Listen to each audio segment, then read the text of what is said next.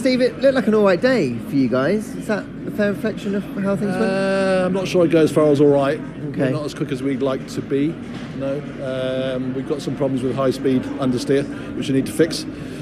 Good news is our high fuel pace looks all right, but we need to work on the single lap pace. That high-speed understeer issue is something you probably were anticipated, right, coming here? Yeah, Sector 1 here is well known, you know, high-speed changes of direction. That's probably the biggest single weakness on the car we've got this year. So we knew coming here Sector 1 would be tricky, and it is. We just need to find pace for tomorrow.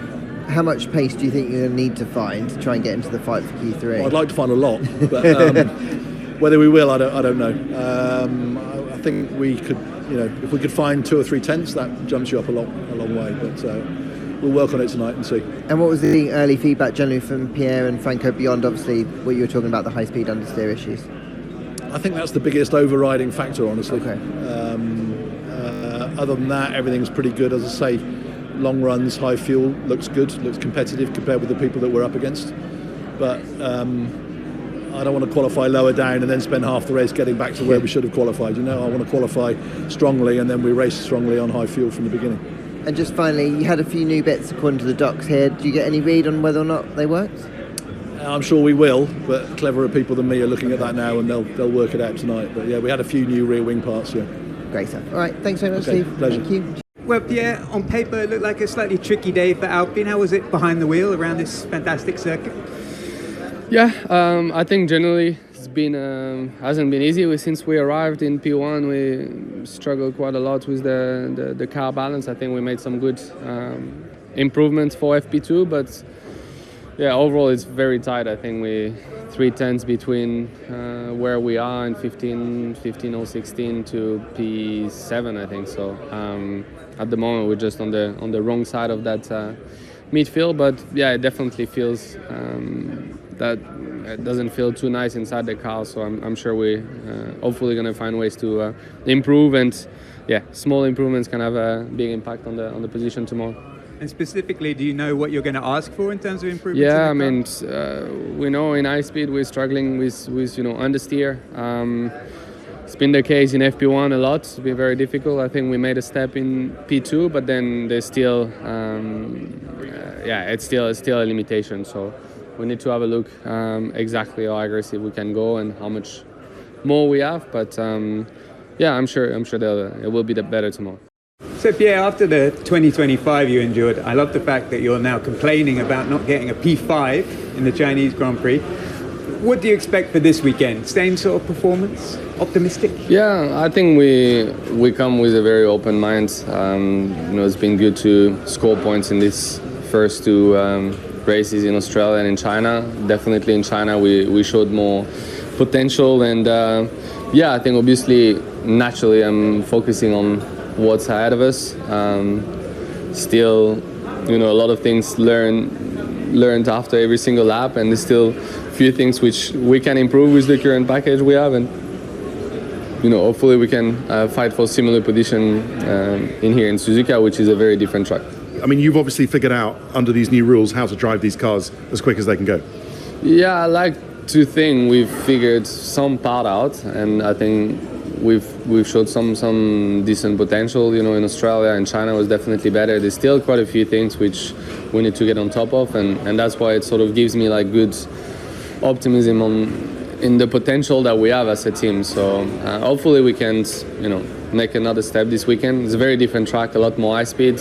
I think it's going to be a bit of a test for us and the race car we got, because high speed hasn't been the kindest to us so far, but we've got a few things in place to make sure we can you know, sort of carry the form, and I'm pretty excited. It's the coolest track of the calendar, so it's going to be pretty exciting to race around here. Yo uno de las cosas que tuve que hacer siempre fue adaptarme rápido, porque al no tener test, al no haber tenido la posibilidad de tener ese presupuesto para ir y girar, hacer pruebas, para conocer circuitos y demás, es complicado, ¿viste? El hecho de no conocer las pistas. Yo usaba mucho el simulador, pero no es para nada parecido a la vida real, entonces eso me dio, creo, el poder, creo, de adaptarme, ¿no? El poder de salir a pista y decir, ok, tengo una sesión o tengo 2 sesiones y lo tengo que conocer antes de la quali. Entonces es como que el maximizar mucho cada vuelta que tuve, lo aprendí de muy chiquito, y eso es lo que tengo inculcado un poco en mi manejo y en mi... al final como fui creciendo en el automovilismo. Y creo que por eso es algo que como que los circuitos nuevos me caen bien, porque no, al no conocerlos sigo estando muy enfocado, muy atento, como que pongo mucho más de mí para conocerlo rápido y termina saliendo bien.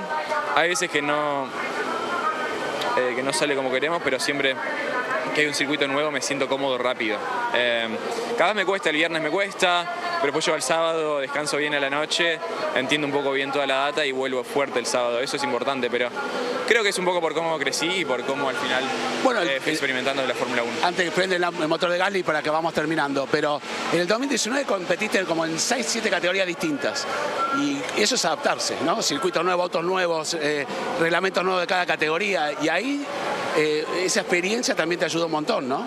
Creo que sí, o sea, al final cuando uno la tiene fácil en la vida en general, más allá del automovilismo, es como que... algunos pilotos de acá, hay unos que la tienen bastante fácil. Algunos sí, no nombremos, pero bueno, o sea, hay algunos que la tienen un poquito más fácil y eso hace que des un poco menos de voz, que al final cuando están esas situaciones complicadas, situaciones límite, los argentinos siempre damos un poco más y siempre sacamos un poco más de potencial, un poco más de adentro y creo que al final es eso lo que tenemos los argentinos, ¿no? Y vamos al final a darlo todo en cada momento, pero yo siento que hay momentos de presión, momentos difíciles, donde te la estás jugando, que estamos acostumbrados a eso, estamos acostumbrados a esos momentos porque dimos tanto y nos esforzamos tanto para llegar a donde estamos hoy en día que tenés algo adentro que te dice no me voy a dar por vencido, no me voy a rendir acá y es como que eso no todos lo tienen y creo que los que llegan un poco más fácil, sin tanto esfuerzo, no tienen eso tan adentro y yo veo que los argentinos es al final algo yo veo como muy positivo que tenemos y que lo demostramos en cada deporte, en cada situación de vida, en cada trabajo, así que nada, hay que ir de a poco pero con ganas de esta pista, con ganas de seguir para adelante, con ganas de conocer nuevos circuitos, nuevos lugares, así que nada, ojalá que sea un buen fin de...